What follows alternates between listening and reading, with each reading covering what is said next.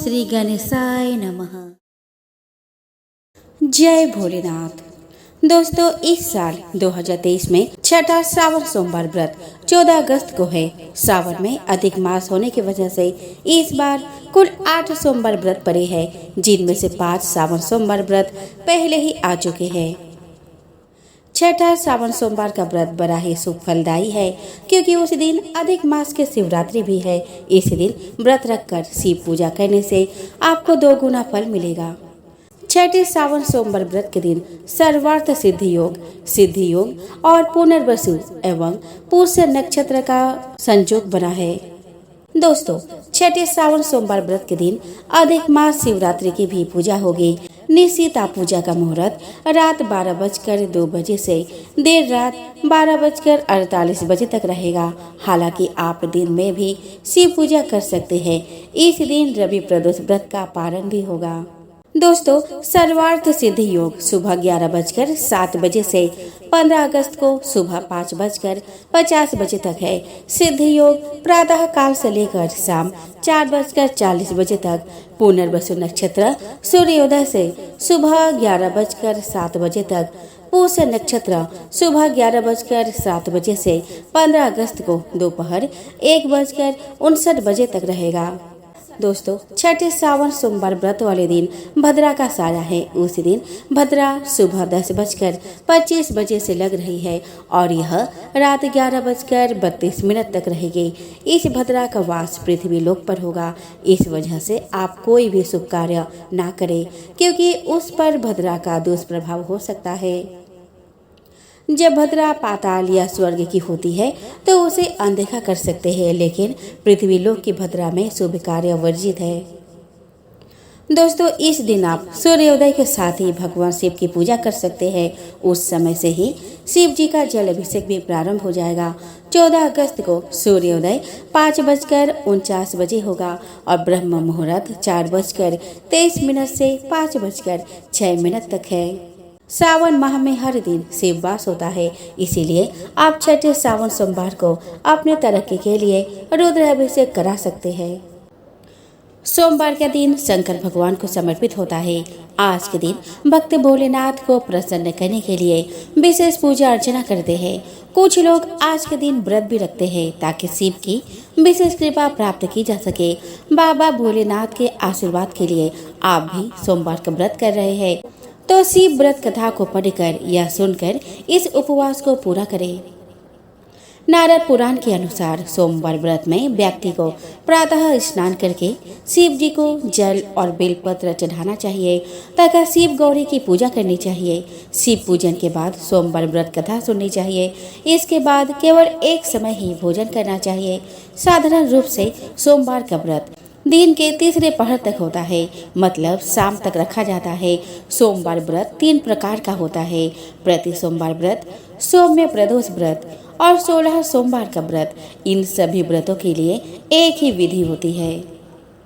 आइए दोस्तों, अब हम श्रवण करें सोमवार व्रत कथा की। तो दोस्तों, एक समय की बात है, किसी नगर में एक साहूकार रहता था। उसके घर में धन की कोई कमी नहीं थी, लेकिन उसकी कोई संतान नहीं थी। इस कारण वह बहुत दुखी था। पुत्र प्राप्ति के लिए वह प्रत्येक सोमवार व्रत रखता था और पूरी श्रद्धा के साथ शिव मंदिर जाकर भगवान शिव और पार्वती जी की पूजा करता था। उसकी भक्ति देखकर एक दिन माँ पार्वती प्रसन्न हो गई और भगवान शिव से उस साहूकार की मनोकामना पूर्ण करने का आग्रह किया। पार्वती जी की इच्छा सुनकर भगवान शिव ने कहा कि हे पार्वती, इस संसार में हर प्राणी को उसके कर्मों का फल मिलता है और जिसके भाग्य में जो हो उसे भोगना ही पड़ता है। लेकिन पार्वती जी ने साहूकार की भक्ति का मान रखने के लिए उसकी मनोकामना पूर्ण करने की इच्छा जताई।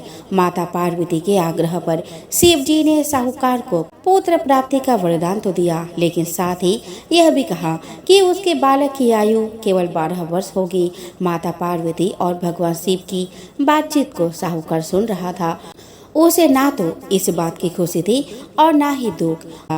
वो पहले की भांति ही शिव जी की पूजा करता रहा। कुछ समय बाद साहूकार के घर एक पुत्र का जन्म हुआ। जब वह बालक 11 वर्ष का हुआ तो उसे पढ़ने के लिए काशी भेज दिया गया।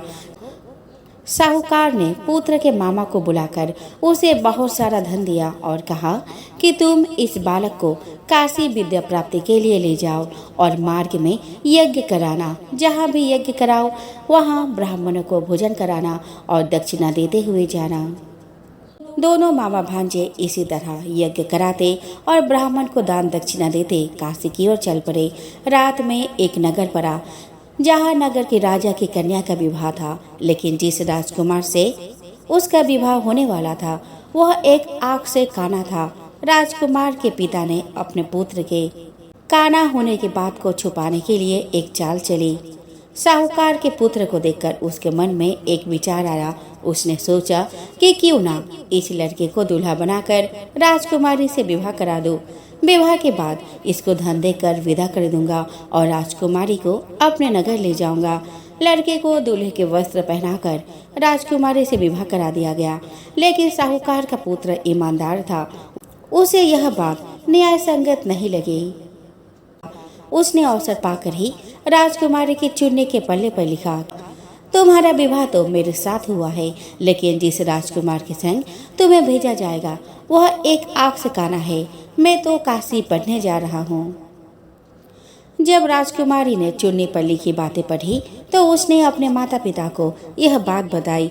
राजा ने अपने पुत्री को विदा नहीं किया, जिससे बारात वापस चली गई।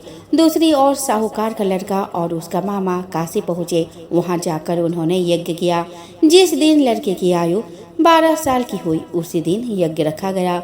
लड़के ने अपने मामा से कहा कि मेरी तबीयत कुछ ठीक नहीं है। मामा ने कहा कि तुम अंदर जाकर सो जाओ। शिव जी के वरदान अनुसार कुछ ही देर में उस बालक के प्राण निकल गए।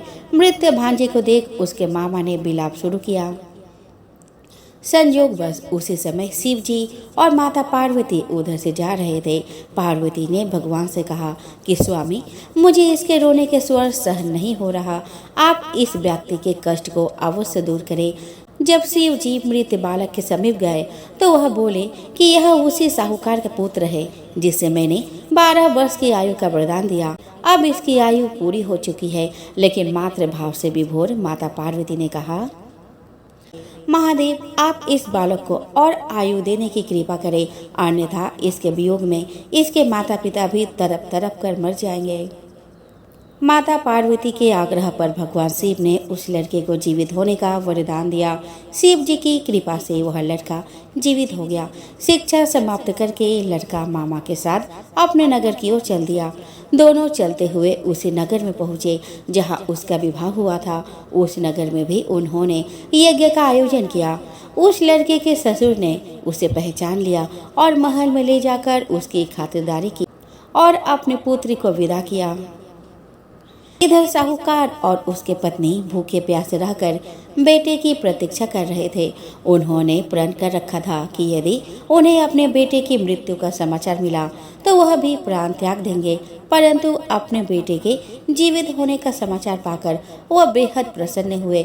उसी रात भगवान शिव ने व्यापारी के स्वप्न में आकर कहा कि हे सृष्टि, मैंने तेरे सोमवार के व्रत करने और व्रत कथा सुनने से प्रसन्न होकर तेरे पुत्र को लंबी आयु प्रदान की है। इसी प्रकार जो कोई सोमवार व्रत करता है या कथा सुनता या पढ़ता है उसके सभी दुख दूर होते हैं और समस्त मनोकामनाएं पूर्ण होती है। एक बार की बात है, जगत की सृष्टि करने वाले ब्रह्मा जी ने दक्ष प्रजापति से कहा कि पुत्र, मैं तुम्हारे कल्याण की एक बात बता रहा हूँ, उसे ध्यान पूर्वक सुनो। साक्षात भगवान शिव ने परमा पूर्णा प्रकृति की आराधना तथा उन्हें अपने अर्धांगिनी बनाने के विचार से उनसे प्रार्थना की। आदि शक्ति जगदम्बा ने भगवान शिव की यह बात स्वीकार कर ली। अतः वे महेश्वरी कहीं न कहीं जन्म लेकर शिव को पति के रूप में अवश्य प्राप्त करेंगे। वे प्रकृति तुम्हारी पुत्री के रूप में उत्पन्न होकर शंभु की भार्या होवे। इसके लिए तुम अति कठोर तपस्या के द्वारा भक्ति पूर्वक उनसे प्रार्थना करो। वे इस लोक में भाग्य से जिसकी पुत्री के रूप में उत्पन्न होंगे उसका जीवन सफल हो जाएगा। दक्ष बोले, पिताजी, मैं आपकी आज्ञा से निश्चित रूप से वैसा ही प्रयत्न करूंगा जिससे वे साक्षात प्रकृति रूपा जगदम्बा मेरी पुत्री के रूप में जन्म ले। ब्रह्मा जी से आज्ञा लेकर दक्ष प्रजापति ने क्षीर सागर के तट पर जाकर माता जगदम्बा की प्रसन्नता के लिए 3000 वर्षों तक कठोर तपस्या की। दक्ष प्रजापति की तपस्या से प्रसन्न होकर माता जगदम्बा ने उन्हें दर्शन दिया और उनकी पुत्री के रूप में जन्म लेने का वरदान दिया। तदंतर दक्ष पत्नी प्रसूति ने शुभ दिन में एक कन्या को जन्म दिया। वह कन्या भगवती पूर्णा ही थी। वह कन्या गौर वर्ण थी और उसकी आभा करोड़ों चंद्रमा के समान उज्जवल थी। उसके खिले हुए कमल के समान बड़े बड़े नेत्र थे और उसका मुख अत्यंत सुंदर था। उस कन्या को देखकर दक्ष अत्यंत प्रसन्न हुए और उसका नाम सती रखा। वह कन्या शुक्ल पक्ष के चंद्रमा की भांति दिन प्रतिदिन बढ़ने लगी। जब दक्ष पुत्री सती थोड़ी बड़ी हुई तो पूर्व के व्रत के अनुसार भगवान शिव को पति के रूप में प्राप्त करने के लिए उनकी प्रसन्नता के निमित्त शास्त्र वर्णित विभिन्न प्रकार के व्रतों द्वारा कठिन साधना करने लगे। वे कभी निराहार रहते, कभी रात्रि जागरण करते, कभी विशेष पूजा करते तो कभी नियमित जप में लगे रहते। इस प्रकार अपनी इच्छा से मानव रूप धारण करने वाली वे देवी दृढ़ता पूर्वक उत्तम व्रत का पालन करती थी। वे भगवान शिव के ध्यान में निमग्न हो उस समय सिद्धावस्था में पहुंच गए थे। उनकी तपस्या से प्रसन्न और संतुष्ट होकर ब्रह्मा, विष्णु, सभी देवतागण और ऋषि मुनि एक साथ कैलाश पहुंचकर भगवान शिव की स्तुति की। उनकी स्तुति को सुनकर भगवान शिव प्रसन्न होकर बोले कि हे हरे, हे विधाता, हे देवताओं और महर्षियों, आप लोग निर्भय होकर यहाँ अपने आने का कारण बताएं। महादेव के इस प्रकार पूछने पर भगवान विष्णु की आज्ञा से ब्रह्मा जी बोले कि हे प्रभु, अभिन्न रूप होते हुए भी हम 3 रूपों में प्रकट हैं। हे सनातन देव, मैं और श्री विष्णु आपके आदेश से प्रसन्नता पूर्वक लोक की सृष्टि और पालन के कार्य कर रहे हैं तथा कार्य कारणवश विवाहित भी हो गए हैं। अतः आप भी विश्व हित के लिए तथा देवताओं को सुख पहुंचाने के लिए एक परम सुंदरी रमणी को अपने पत्नी बनाने के लिए ग्रहण करें। ब्रह्मा जी की बात सुनकर लोकेश्वर महादेव जी के मुख पर मुस्कुराहट दौड़ गई और वे बोले कि ब्राह्मण, हरे, तुम दोनों मुझे सदा ही अत्यंत प्रिय हो। तुम दोनों को देखकर मुझे बड़ा आनंद मिलता है। तुम लोग समस्त देवताओं में श्रेष्ठ तथा त्रिलोकी के स्वामी हो। लोकहित के कार्य में मन लगाए रहने वाले तुम दोनों का वचन मेरी दृष्टि में अत्यंत गौरवपूर्ण है। किंतु सुरश्रेष्ठगण, मेरे लिए विवाह करना उचित नहीं होगा, क्योंकि मैं तपस्या में संलग्न रहकर सदा संसार से विरक्त रहता हूँ और योगी के रूप में ही मेरी प्रसिद्धि है, जो निमृति के सुंदर मार्ग पर स्थित है और अपनी आत्मा में ही रमन करता है। संसार में विवाह करना पराये बंधन से बंधना है। इसलिए मैं सत्य कहता हूँ कि विवाह के लिए मेरे मन में थोड़ी भी रुचि नहीं है। तथापि जगत के हित के लिए तुमने जो कुछ कहा है उसे मैं करूँगा। परंतु मैं जैसी नारी को अपने प्रिय पत्नी के रूप में ग्रहण करूंगा और जैसी शर्त के साथ करूंगा उसे सुनो। जो नारी मेरे तेज के विभाग पूर्वक ग्रहण कर सके, जो योगिनी तथा इच्छा अनुसार रूप धारण करने वाली हो, जब मैं योग में तत्पर रहूं तब उसे भी योगिनी बनकर रहना होगा। ब्राह्मण, जो मेरे ज्योति स्वरूप सदाशिव के चिंतन में विघ्न डालने वाली होगी वह जीवित नहीं रह सकती। उसके चिंतन के लिए मैं बिना विवाह के भी रह लूंगा। ब्राह्मण, मेरी एक और शर्त है, उसे सुनो। यदि उस स्त्री का मुझ पर और मेरे वचन पर अविश्वास होगा तो मैं उसे त्याग दूंगा। उनकी यह बात सुनकर ब्राह्मण और श्रीहरि ने मंद मुस्कान के साथ मन ही मन प्रसन्नता का अनुभव किया। फिर ब्रह्मा जी बोले कि हे महेश्वर, आपने जैसे नारी की खोज आरंभ की है वैसे ही स्त्री के विषय में आपको बताता हूँ। आदि शक्ति जगदम्बा ने जगत का कार्य सिद्ध करने के लिए भिन्न भिन्न रूपों में प्रकट हुई है। प्रभु सरस्वती और लक्ष्मी ये दोनों रूप धारण करके वे पहले ही यहाँ आ चुकी है।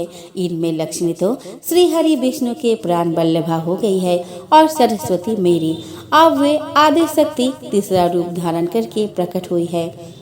प्रभु लोकहित का कार्य करने की इच्छा वाली देवी शिवा दक्ष पुत्री के रूप में अवतीर्ण हुई है। उनका नाम सती है और वे सब प्रकार से आपके ही योग्य है। महातेजस्विनी सती आपको पति रूप में प्राप्त करने के लिए दृढ़ता पूर्वक कठोर व्रत का पालन करते हुए तपस्या कर रही है। महेश्वर आप उन्हें वर देने के लिए जाइए और सती को उनकी तपस्या के अनुरूप वर देकर उनके साथ विवाह कीजिए। हे शंकर भगवान विष्णु मेरी तथा इन सभी देवताओं की यही इच्छा है। तब भक्त वत्सल्य भगवान शिव ने हंसकर कहा, बहुत अच्छा, ऐसा ही होगा। उनके ऐसा कहने पर सभी भगवान शिव से आज्ञा लेकर अपने अपने स्थान को लौट गए।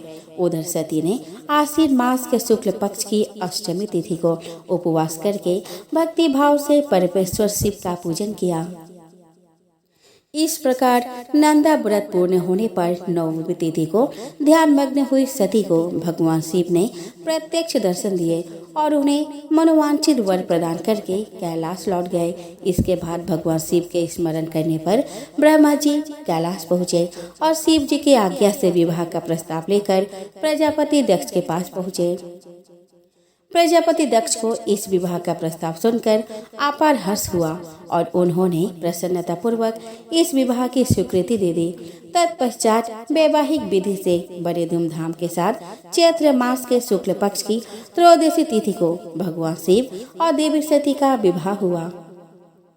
विवाह के बाद भगवान शिव प्रथम घरों और अपनी पत्नी सती के साथ कैलाश आ गए और वहां आनंदित होकर दक्ष कन्या सती के साथ विहार करने लगे। एक समय तीनों लोक में विचरने वाले भगवान रुद्र सती के साथ बैल पर आरूढ़ होकर भ्रमण कर रहे थे।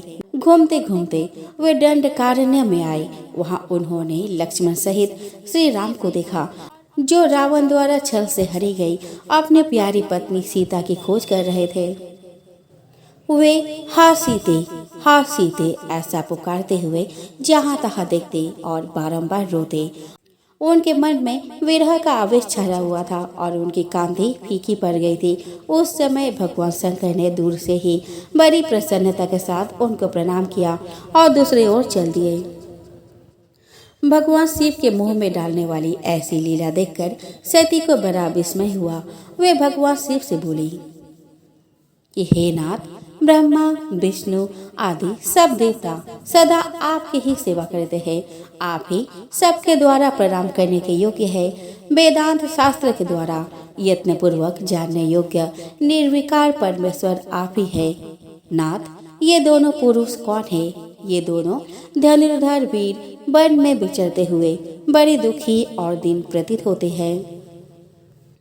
इनमें जो बड़े हैं उनकी अंग कांति नील कमल के समान श्याम है। उसे देखकर आप किस कारण से आनंद विभोर हो उठे थे?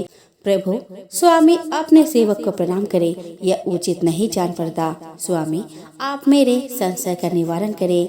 परमेश्वरी सती ने जब भगवान शिव से इस प्रकार प्रश्न किया तब लीला विशारद शंकर जी ने हंसकर कहा, देवी सुनो, मैं तुमसे यथार्थ बात कहता हूँ। ये दोनों भाई वीरों द्वारा सम्मानित हैं। इनके नाम श्री राम और लक्ष्मण हैं। सूर्य वंश में प्रकट हुए ये दोनों राजा दशरथ के विद्वान पुत्र हैं। इनमें जो गोरे रंग के छोटे भाई है उनका नाम है लक्ष्मण। वो साक्षात शेष का अवतार है। इनके बड़े भैया का नाम श्री राम है। इनके रूप में भगवान विष्णु ही अपने संपूर्ण अंश से प्रकट हुए हैं। ये साधु पुरुषों की रक्षा के लिए इस पृथ्वी पर अवतीर्ण हुए हैं। ऐसा कहकर भगवान शिव चुप हो गए। भगवान शिव के बात सुनकर भी सती के मन को विश्वास नहीं हुआ। सती के मन में मेरी बात पर विश्वास नहीं है, यह जानकर लीला विशारद शंभु बोले कि देवी, मेरी बात सुनो। यदि तुम्हारे मन में मेरे कथन पर विश्वास नहीं है तो तुम वहां जाकर अपने ही बुद्धि से श्री राम की परीक्षा कर लो। तब तक मैं इस बरगद के नीचे खड़ा हूँ। भगवान शिव की आज्ञा से सती वहां गई और मन ही मन सोचने लगी कि मैं श्री राम की परीक्षा कैसे करूं। मैं सीता का रूप धारण करके उनके समीप जाती हूँ। यदि वे साक्षात विष्णु है तो मुझे पहचान लेंगे, अन्यथा वे मुझे नहीं पहचान पाएंगे। ऐसा विचार करके सती सीता बनकर प्रभु श्री राम के पास गई। सती को सीता के रूप में सामने आई देखकर श्री राम सब कुछ जान गए और हंसते हुए उन्हें नमस्कार करके बोले, सती जी आपको नमस्कार है। भगवान शंभु कहाँ गए हैं? आप अकेले इस वन में क्यों आई है? देवी आपने अपना रूप त्याग कर यह नूतन रूप क्यों धारण किया है? मुझ पर कृपा करके इसका कारण बताइए। सती ने प्रभु श्री राम से वह सब बात बताई कि किस प्रकार भगवान शिव को प्रणाम करते देखकर उनके मन में संदेह उत्पन्न हो गया था और अपने संदेह के निवारण के लिए शिव जी की आज्ञा से श्री राम की परीक्षा लेने यहाँ चली आई। मन से संदेह मिट जाने पर माता सती उदास होकर शिव जी के पास लौटी। उनको भगवान शिव के वचनों पर विश्वास न करने का पश्चाताप होने लगा। वे शोक से व्याकुल और निस्तेज हो गए थे।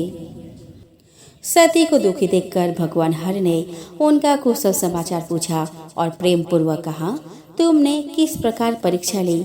उनकी यह बात सुनकर सती मस्तक झुकाए उनके पास खड़ी हो गई। भगवान महेश्वर ने ध्यान लगाकर सती का सारा चरित्र जान लिया और उन्हें मन से त्याग दिया, पर उन्होंने सती को पूर्व में किए हुए अपने प्रतिज्ञा के विषय में कुछ नहीं बताया। इसके बाद वे दोनों कैलाश चले गए। एक समय समस्त ऋषि मुनि प्रयाग में एकत्र हुए और वहाँ एक विशाल यज्ञ हुआ। उस यज्ञ में ब्रह्मा जी, सनकादि ऋषिगण, नारद मुनि, देवता और ब्रह्मज्ञानी संत भी पधारे थे। वहाँ अनेक प्रकार के उत्सवों के साथ ज्ञान चर्चा और शास्त्रार्थ हो रहे थे। उसी समय देवी सती तथा प्रथम गणों के साथ भगवान शिव भी वहां आ पहुँचे। भगवान शिव को आया देखकर सभी ने भक्ति भाव के साथ उनकी स्तुति की और उनकी उचित आसन प्रदान किया। फिर शिव जी की आज्ञा पाकर सब लोग प्रसन्नता पूर्वक यथास्थान बैठ गए। इसी बीच प्रजापति दक्ष, जो बड़े तेजस्वी थे, अचानक घूमते हुए वहां आए और ब्रह्मा जी को प्रणाम करके उनकी आज्ञा लेकर वहां बैठ गए। दक्ष उन दिनों समस्त ब्रह्मांड के अधिपति बनाए गए थे, अतः सबके द्वारा सम्मानित थे, पर अपने इस गौरवपूर्ण पद को लेकर उनके मन में बड़ा अहंकार था, क्योंकि वे तत्व ज्ञान से शून्य थे। उस समय देवर्षि नारद सहित सभी ने हाथ जोड़कर दक्ष का आदर सत्कार किया, पर जो सबके स्वामी और परमेश्वर है, उन महेश्वर ने उस समय दक्ष को मस्तक नहीं झुकाया। वे अपने आसन पर बैठे ही रह गए। महादेव जी को मस्तक ना झुकाए देख ब्रह्मा जी के पुत्र प्रजापति दक्ष मन ही मन अप्रसन्न हो गए। महादेव जी को मस्तक न झुकाते देख ब्रह्मा जी के पुत्र प्रजापति दक्ष मन ही मन अप्रसन्न हो गए।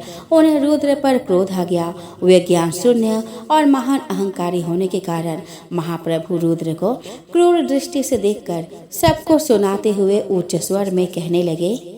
दक्ष ने कहा, यह सब देवता, असुर, श्रेष्ठ ब्राह्मण और ऋषि मुझे विशेष रूप से मस्तक झुकाते हैं, परंतु वह जो प्रेतों और पिशाचों से घिरा हुआ महामनुष्य बनकर बैठा है, वह दुष्ट मनुष्य के समान क्यों मुझे प्रणाम नहीं करता? यह भूतों और पिशाचों से सेवित हो मतवाला बना फिरता है और शास्त्रीय विधि की अवहेलना करके नीति मार्ग को सदा कलंकित किया करता है। इसके वेदोक्त कर्म लुप्त हो गए हैं, अतः मैं इसे श्राप देने को उद्यत हुआ हूँ। यह रुद्र चारों वर्णों से पृथक और कुरूप है, इसे यज्ञ से बहिष्कृत कर दिया जाए। यह शमशान में निवास करने वाला तथा उत्तम कुल से हीन है, इसीलिए यह देवताओं के साथ यज्ञ में भाग ना ले पाए। दक्ष की बात सुनकर नंदी को बड़ा रोष आया और वे दक्ष को श्राप देने के विचार से तुरंत इस प्रकार बोले। नंदीश्वर ने कहा कि अरे महामूढ़, दुष्ट बुद्धि दक्ष, तूने मेरे स्वामी महेश्वर को यज्ञ से बहिष्कृत क्यों कर दिया? जिनके स्मरण मात्र से यज्ञ सफल और तीर्थ पवित्र हो जाते हैं, उन्हीं महादेव जी को तूने श्राप कैसे दे दिया? हे ब्राह्मणों से अधम दक्ष, जिन्होंने इस जगत की सृष्टि की, जो इसका पालन करते हैं और अंत में जिनके द्वारा इसका संहार होगा, उन्हीं महेश्वर को तूने श्राप कैसे दे दिया? दुर्बुद्धि दक्ष, तुझे शिव तत्व का जरा भी ज्ञान नहीं है। यहाँ जो भी भगवान रुद्र से विमुख तुझ जैसे दुष्ट ब्राह्मण विद्यमान है, उनको मैं रुद्र तेज के प्रभाव से ही श्राप दे रहा हूँ। तुझ जैसे ब्राह्मण कर्म फल के प्रशंसक वेदवाद में फंसकर वेद के तत्व ज्ञान से शून्य हो जाए। वे ब्राह्मण सदा भोगों में तन्मय रहकर स्वर्ग को ही सबसे बड़ा पुरुषार्थ मानते हुए क्रोध, लोभ और अहंकार से युक्त हो निर्लज और भिक्षुक बने रहे। दूषित दान ग्रहण करने के कारण वे सदा नगरगामी बने रहेंगे। इस प्रकार कुपित हुए नंदी ने जब ब्राह्मणों को और दक्ष ने महादेव जी को श्राप दिया, तब वहाँ हाहाकार मच गया। सदाशिव महादेव नंदी की बात सुनकर हंसते हुए वे मधुर वाणी में बोले, नंदी मेरी बात सुनो, तुम तो परम ज्ञानी हो, तुम्हें क्रोध नहीं करना चाहिए। तुमने भ्रम से यह समझकर कि मुझे श्राप दिया गया, व्यर्थ ही ब्राह्मण कुल को श्राप दे डाला। वास्तव में मुझे किसी का श्राप छू नहीं सकता, अतः तुम्हें उत्तेजित नहीं होना चाहिए। भगवान शंभु के इस प्रकार समझाने पर नंदी क्रोध रहित एवं शांत हो गए। इसके बाद भगवान शिव अपने गणों के साथ प्रसन्नता पूर्वक वहां से अपने स्थान को चल दिए। इधर दक्ष भी ब्राह्मणों के घिरे हुए अपने स्थान को लौट गए, पर उनका मन शिव द्रोह में तत्पर था। रुद्र को श्राप दिए जाने की घटना का स्मरण करके दक्ष सदा रोष से भरे रहते थे। उनकी बुद्धि पर मूढ़ता छा गई थी। वे शिव के प्रति श्रद्धा को त्याग कर शिव पूजकों की निंदा करने लगे। एक समय दक्ष ने कनखल नामक तीर्थ में एक बहुत बड़े यज्ञ का आयोजन किया। उस यज्ञ की दीक्षा लेकर उन्होंने उस समय समस्त देव ऋषियों, महर्षियों और देवताओं को बुलाया। वे सभी उस यज्ञ में पधारे। दूसरे बहुसंख्यक मुनि अपने स्त्री और पुत्रों के साथ लेकर हर्षपूर्वक दक्ष के यज्ञ में सम्मिलित हुए। इनके अलावे लोकपालगण और सभी उपदेवता अपनी सैन्य शक्ति के साथ वहां पधारे थे। दक्ष ने प्रार्थना करके ब्रह्मा जी को भी सत्यलोक से बुलवाया था। इसी प्रकार सादर प्रणाम करके भगवान विष्णु भी वैकुंठ लोक से उस यज्ञ में बुलाए गए थे। शिवद्रोही दक्ष ने उन सब का बड़ा सत्कार किया। विश्वकर्मा ने अत्यंत विशाल और बहुमूल्य भवन बनाए थे। दक्ष ने उन भवनों में ही सभी अतिथियों की ठहरने की व्यवस्था की थी। सभी लोग सम्मानित हो उन भवन में यथा योग्य स्थान पाकर ठहरे हुए थे। दक्ष ने उस यज्ञ में भृगु आदि त्रयोदश को ऋत्विज बनाया था। संपूर्ण मधुर गणों के साथ स्वयं भगवान विष्णु उसके अधिष्ठाता थे। ब्रह्मा जी वेद त्रय के विधि बताने वाले थे। सभी दिक्पाल अपने आयुधों के साथ यज्ञ के द्वारपाल बने थे। दक्ष ने अपने उस महायज्ञ में गंधर्वों, विद्याधरों, सिद्धों, 12 आदित्य तथा नागलोक के नागों को भी आमंत्रित किया था। मंगलाचार करके जब दक्ष ने यज्ञ की दीक्षा ली, तब वे अपने पत्नी के साथ बड़ी शोभा पाने लगे। इतना सब करने पर भी दुरात्मा दक्ष ने उस यज्ञ में भगवान शंभु को आमंत्रित नहीं किया। सती प्रजापति दक्ष की प्रिय पुत्री थी, तो भी शिव की पत्नी होने के कारण दोषदर्शी दक्ष ने उन्हें अपने यज्ञ में नहीं बुलाया। जब देवर्षिगण बड़े उत्साह और हर्ष के साथ दक्ष के यज्ञ में जा रहे थे, उसी समय देवी सती अपने प्रिय सखियों के साथ कैलाश पर्वत पर बैठी हंसी ठिठोली कर रही थी। प्रसन्नता पूर्वक क्रीड़ा में लगी हुई देवी सती ने उस समय रोहिणी के साथ दक्ष यज्ञ में जाते हुए चंद्रमा को देखा। उन्हें आते देखकर माता सती अपने प्रिय सखी विजया से बोली, विजय जल्दी जाकर पूछ तो आ, ये चंद्रदेव रोहिणी के साथ कहाँ जा रहे हैं। सती के इस प्रकार आज्ञा देने पर विजया तुरंत उनके पास गई और उसने चंद्रदेव से शिष्टाचार के साथ पूछा कि चंद्रदेव आप कहाँ जा रहे हैं। विजया का प्रश्न सुनकर चंद्रदेव ने आदर पूर्वक अपनी यात्रा का उद्देश्य बताया। दक्ष के यहाँ होने वाले यज्ञ का सारा वृतांत कहा। यह सब सुनकर विजया देवी सती के पास आई और चंद्रमा ने जो कुछ कहा था वह सब सती को बताया। उसे सुनकर सती देवी को बड़ा विस्मय हुआ। आपने यहाँ सूचना न मिलने का क्या कारण है? ये बहुत सोचने विचारने पर भी उनकी समझ में नहीं आया। तब उन्होंने पार्षदों से घिरे हुए अपने स्वामी भगवान शिव के पास जाकर उनसे पूछा। सती बोली कि प्रभु, मैंने सुना है कि मेरे पिताजी के यहाँ कोई बहुत बड़ा यज्ञ हो रहा है, उसमें बहुत बड़ा उत्सव होगा। नाथ, पिताजी के उस महान यज्ञ में चलने की रुचि आपको क्यों नहीं हो रही है? इस विषय में जो बात हो वह सब बताइए। आप मेरी प्रार्थना मानकर प्रयत्न करके मेरे साथ पिताजी के यज्ञशाला में आज ही चलिए। सती की बात सुनकर भगवान शिव मधुर वाणी में बोले, देवी, तुम्हारे पिता दक्ष मेरे विशेष द्रोही हो गए हैं। जो लोग बिना बुलाए दूसरे के घर में जाते हैं वे वहाँ अनादर पाते हैं, जो मृत्यु से भी अधिक कष्टदायक है। अतः प्रिय, तुमको और मुझको तो विशेष रूप से दक्ष के यज्ञ में नहीं जाना चाहिए। शंकर जी के ऐसा कहने पर सती रोषपूर्वक बोली कि शंभो, आप सबके ईश्वर हैं, जिनके जाने से यज्ञ सफल होता है, उन्हीं को मेरे दुष्ट पिता ने आमंत्रित नहीं किया। प्रभु, मेरे पिता ने किस कारण आपको नहीं बुलाया वह सब मैं जानना चाहती हूँ। अतः मैं आज ही पिता के यज्ञ में जाती हूँ। नाथ, आप मुझे वहाँ जाने की आज्ञा दीजिए। देवी सती के ऐसा कहने पर सर्व के भगवान रुद्र ने कहा, उत्तम व्रत का पालन करने वाली देवी, यदि वहां जाने की तुम्हारी इच्छा है तो मेरी आज्ञा से तुम शीघ्र अपने पिता के यज्ञ में जाओ। तुम सुसज्जित नंदी वृषभ पर आरूढ़ होकर मेरे प्रथम गरों को साथ लेकर एक महारानी के समान वहां जाओ। भगवान रुद्र के इस प्रकार आदेश देने पर सुंदर आभूषणों से अलंकृत सती देवी सब साधनों से युक्त हो असंख्य शिव गणों के साथ नंदी पर आरूढ़ होकर पिताजी के घर की ओर चली।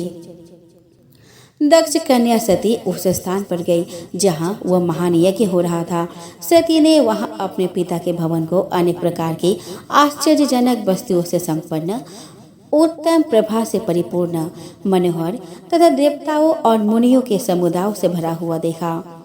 देवी सती भवन के द्वार पर जाकर खड़ी हुई और अपने वाहन नंदी से उतरकर अकेले ही शीघ्रतापूर्वक यज्ञशाला के भीतर चली गई।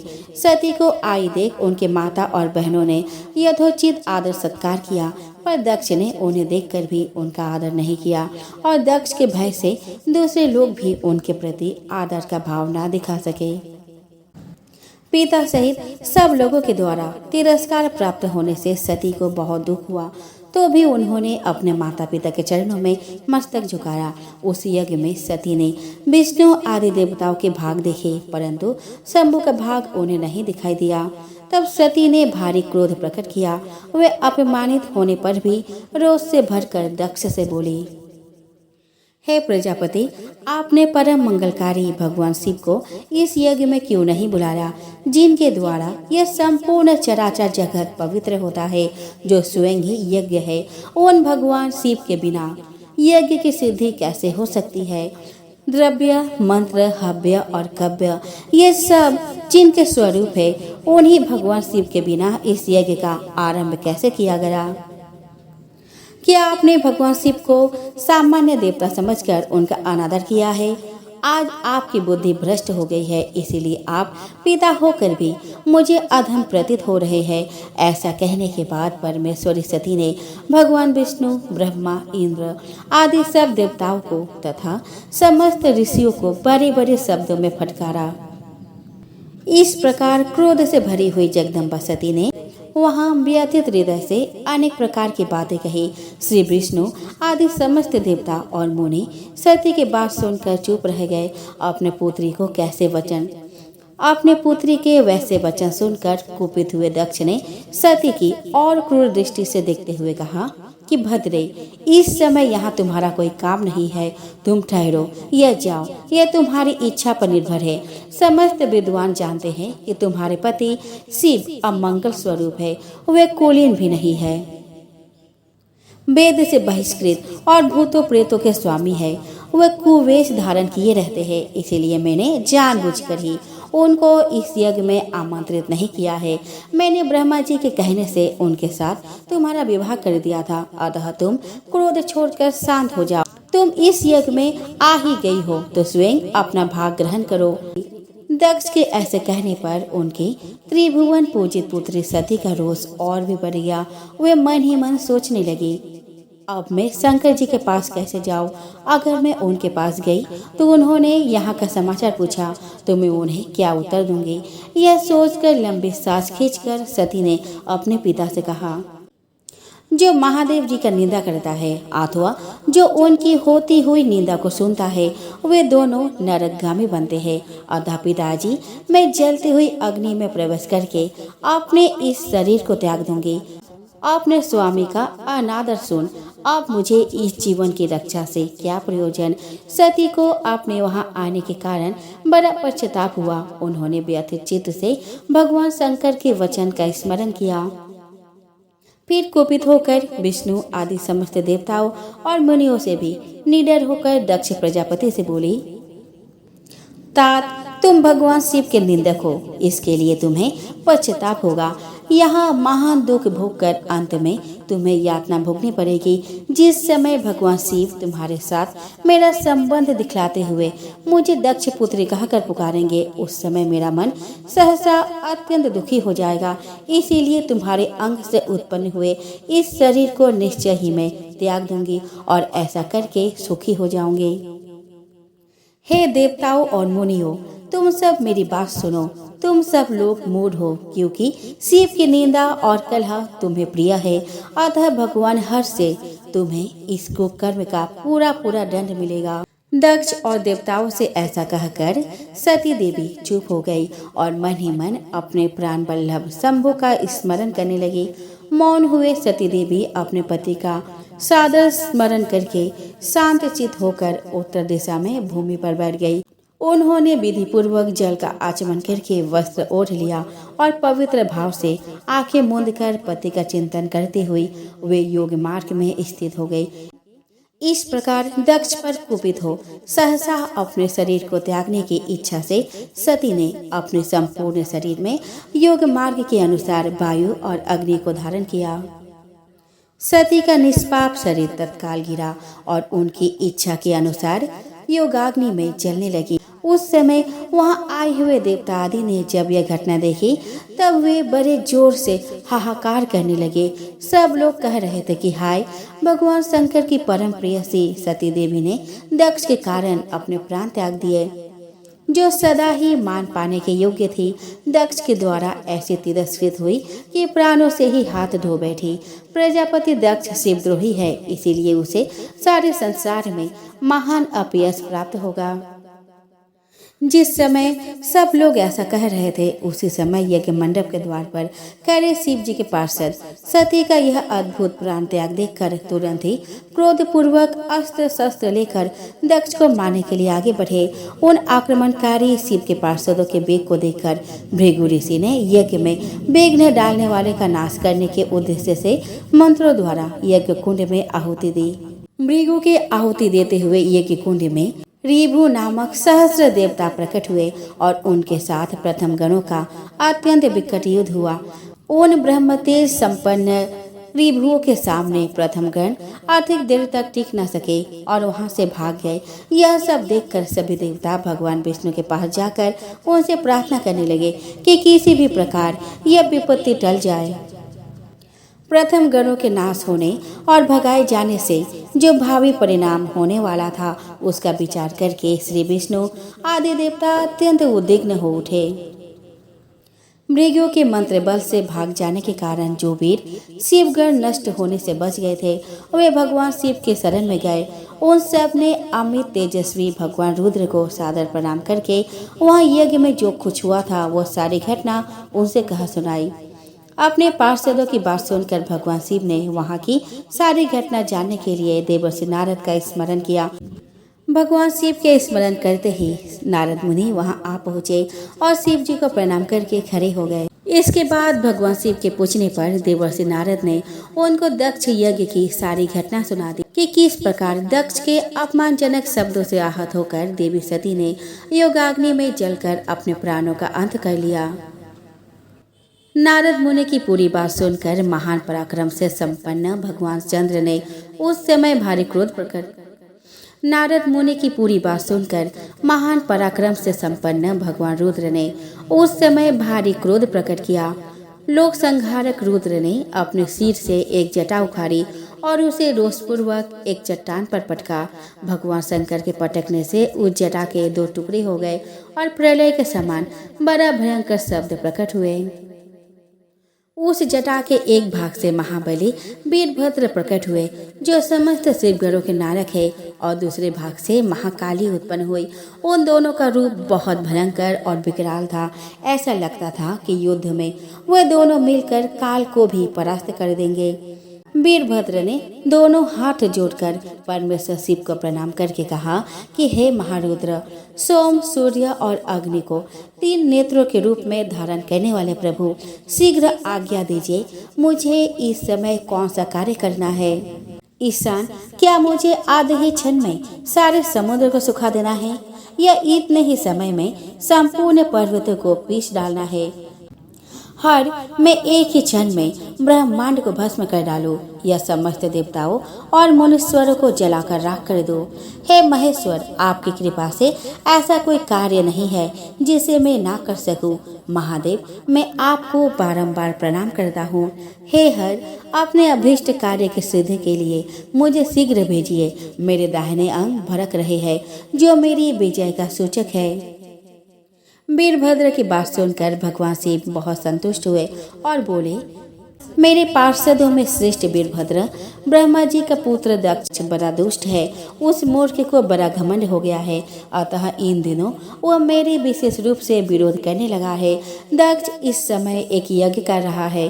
तुम वहां जाकर बंधु बांधव सहित दक्ष को मार डालो और यज्ञ को नष्ट कर दो। यदि देवता, गंधर्व, यक्ष अथवा अन्य कोई भी तुम्हारा सामना करने के लिए आए तो उसे भी भस्म कर डालना और उसके बाद शीघ्र मेरे स्थान पर लौट आना। काल के भी शत्रु तथा सबके ईश्वर भगवान रुद्र रोष से लाल आंखें किए वीरभद्र से ऐसा कहकर चुप हो गए। तब वीरभद्र भगवान शिव को प्रणाम करके वहां से दक्ष के यज्ञ मंडप की ओर चले। उनके साथ असंख्य तेजस्वी शिवगणों की सेना थी। वे सब वीरभद्र को आगे करके दक्ष के यज्ञ मंडप में पहुंचे। उस समय देवताओं के साथ शिवगणों का घोर युद्ध आरंभ हो गया। उसमें सारे देवता पराजित हुए और इधर उधर भागने लगे। दक्ष यज्ञ की रक्षा का भार लेने के कारण न चाहते हुए भी भगवान विष्णु को वीरभद्र के साथ युद्ध करना पड़ा। वीरभद्र के समक्ष भगवान विष्णु के समस्त अस्त्र शस्त्रों के साथ सुदर्शन चक्र भी निस्तेज हो गया। तब भगवान विष्णु वहां से अंतर्ध्यान हो गए। भगवान विष्णु को वहां से जाते देख ब्रह्मा जी, ऋषि मुनि, देवतागण और लोकपाल आदि भी वहां से अपने लोकों को प्रस्थान कर गए। ब्रह्मा जी के पुत्र दक्ष भयभीत होकर छिप गए थे। तब वीरभद्र ने उनका पता लगाकर उन्हें बलपूर्वक पकड़ लाए और उनका सिर काटकर अग्निकुंड में डाल दिया। वीरभद्र दक्ष और उनके यज्ञ का विध्वंस करके तुरंत ही वहां से कैलाश पर्वत चले गए। वीरभद्र दक्ष और उनके यज्ञ का विध्वंस करके तुरंत ही वहां से कैलाश पर्वत चले गए। वीरभद्र को कार्य पूरा करके आया देख परमेश्वर शिव बहुत संतुष्ट हुए और उन्होंने वीरभद्र को शिवगणों का अध्यक्ष बना दिया। भगवान रुद्र के गणों ने जिनके अंग भंग कर दिए थे वे समस्त देवता और मुनि ब्रह्मा जी के पास पहुँचे। उन सब ने ब्रह्मा जी से अपनी व्यथा कही। तब पुत्र शोक से व्याकुल ब्रह्मा जी उन सब को लेकर भगवान विष्णु की शरण में गए। वहां जाकर ब्रह्मा जी ने विष्णु भगवान की स्तुति करके कहा कि देव, जिस तरह भी यज्ञ पूर्ण हो, यजमान दक्ष जीवित हो जाए और समस्त देवता और मुनि सुखी हो जाए, वह उपाय कीजिए। हम सब आपके शरण में आए हैं। ब्रह्मा जी का बात सुनकर श्री विष्णु बोले कि हे विधाता, समस्त देवता और मुनि परमेश्वर शिव के अपराधी है, क्योंकि इन्होंने भगवान शंभु को यज्ञ का भाग नहीं दिया। अब तुम सब लोग शुद्ध हृदय से शीघ्र ही प्रसन्न होने वाले उस भगवान शिव के शरण में जाओ और उनसे अपने अपराधों के लिए क्षमा प्रार्थना करो। ब्राह्मण, मैं स्वयं भी आप सब लोगों के साथ शिव के निवास स्थान पर चलूंगा और उनसे क्षमा मांगूंगा। सब लोगों को साथ लेकर भगवान विष्णु कैलाश गए।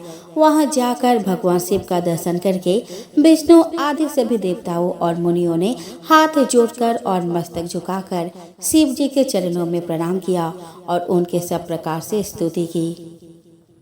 ब्रह्मा, विष्णु और सभी देवताओं के प्रार्थना करने पर भगवान शिव प्रसन्न हो गए और सबको क्षमा कर दिए। भगवान विष्णु के कहने पर शंकर जी सबके साथ दक्ष के यज्ञशाला में पधारे। वहाँ भगवान शिव की आज्ञा से दक्ष के धड़ के साथ यज्ञ पशु बकरे का सिर जोड़ दिया गया और भगवान शिव ने दक्ष को फिर से जीवित कर दिया।